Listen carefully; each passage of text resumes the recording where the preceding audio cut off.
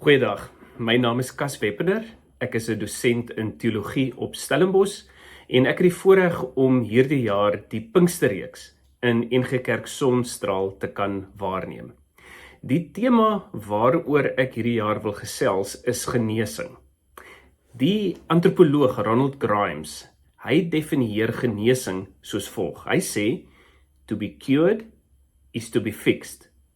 To be healed is to be reconnected. Met ander woorde, curing is iets wat mediese dokters ons mee help.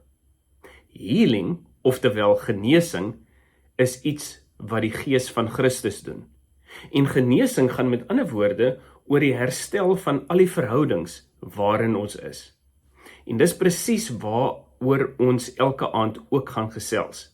Ons gaan kyk na die boek Prediker, die boek in die Ou Testament, en hoe dit ons help met ons verhouding op die eerste aand met God, ek en God. Die tweede aand kyk ons na ek en my verhouding met myself. Die derde aand kyk ons na ons verhouding met die wêreld rondom ons, en die laaste aand kyk ons na die verhouding van ek en jy, met ander woorde, ons verhouding met die mense rondom ons. Die dienste is elke aand om 7 uur en die volgende oggend word dit om 10 uur herhaal. Ek sien baie uit na my tyd in Sonstraal en ek hoop om heelwat van julle ook daar te sien. Dankie.